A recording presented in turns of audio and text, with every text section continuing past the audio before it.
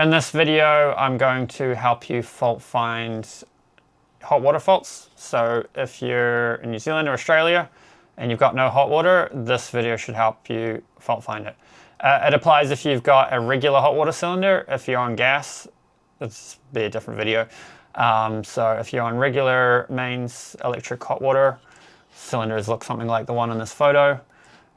This video will help. So I'll start with just the quick, here's the steps to actually take, and then I'll do a bit more explanation. So if you just want to get things done, you can just watch the early part of the video. So if you can locate the cylinder, the first thing to do is locate the cylinder. This is an outdoor one, but that's what the cylinders usually look something like. You could have an older style one, which looks a bit like that. So yeah, the first thing you want to do is locate the cylinder. It should have a power cable coming to it that looks something like this, or like this. There we go, zoom in. So you can see there's a switch there. You want to check if this switch is off. This one looks to me like it's in the on position, but this one here is in the off position. On is when the top's sticking out, and off is when the bottom's sticking out. So if you go to your cylinder and you see this in this position, flick that switch on, and then you want to wait a couple of hours and see if you have hot water. If this is off, 99 times out of 100, that'll be why you don't have hot water. Flick it on, a couple hours later you have hot water. If you go to there and you find the switch is on, while you're at the cylinder, the next thing you can check is there's a copper pipe coming out the top. Put your hand on that. If it feels hot, then it's not an electrical fault. You need a plumber. The reason for that is because when the water comes out of the cylinder, it's actually mixed with cold water. The thing that does the mixing sometimes fails. When it fails, it can let too much cold water through. So although the water coming out of the cylinder is hot, it's being mixed with way too much cold water, so you end up with cold water.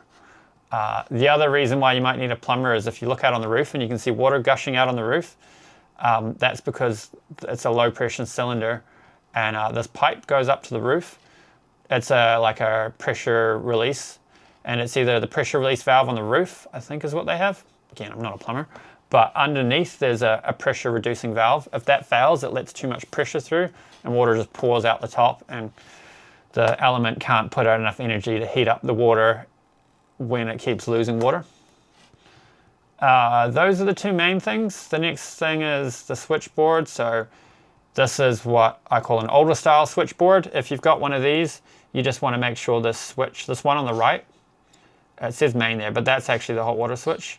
If that switch is down, then the hot water's on. If that's up, then try flicking it on. Again, same thing, wait a couple hours, see if your water heats up.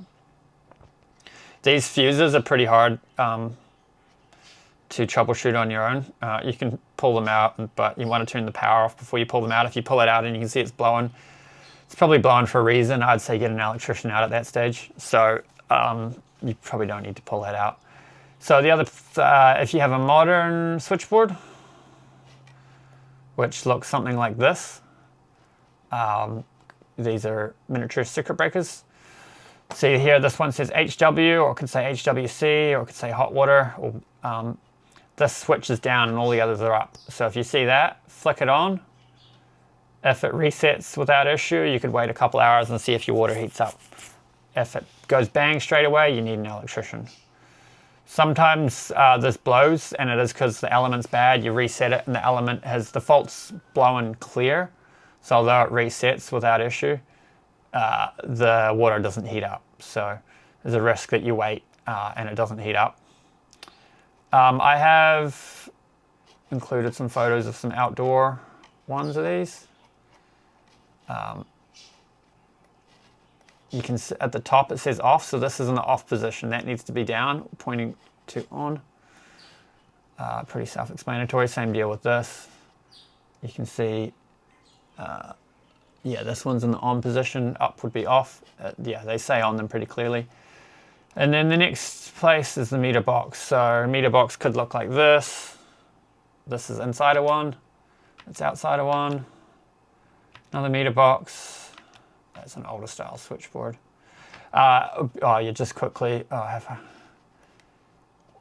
don't know if I can get a cursor on the screen.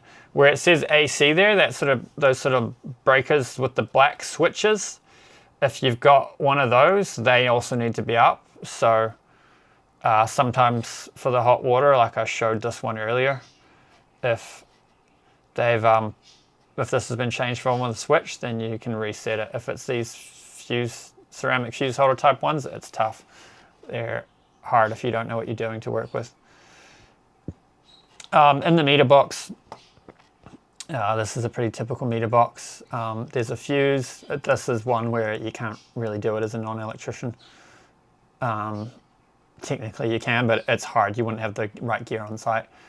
So if the meter box looks like this, not much you can do. I'm not sure if I managed to get a photo of a meter box that has got something you could reset. Oh yeah, here we go, perfect. So if your meter box looks like this black thing over here in the top right, that's the hot water relay. That sometimes fails. If that fails, you need an electrician. This thing on the bottom left, that's a plug-in circuit breaker. If that's in the down position, that could be the cause. You could reset it and you might be fine. But again, when you're resetting it, you're risking that you wait a couple hours and the water doesn't heat up because there was a fault, but it blew clear. So hopefully that was helpful. If you've watched this and none of that helped, then call an electrician. Maybe it helped and maybe you don't need an electrician now. So if you found that helpful, give us a like and a subscribe. Let us know what you think down in the comments. I'm an electrician in Auckland, so if you're in Auckland and you need help with anything electrical, reach out.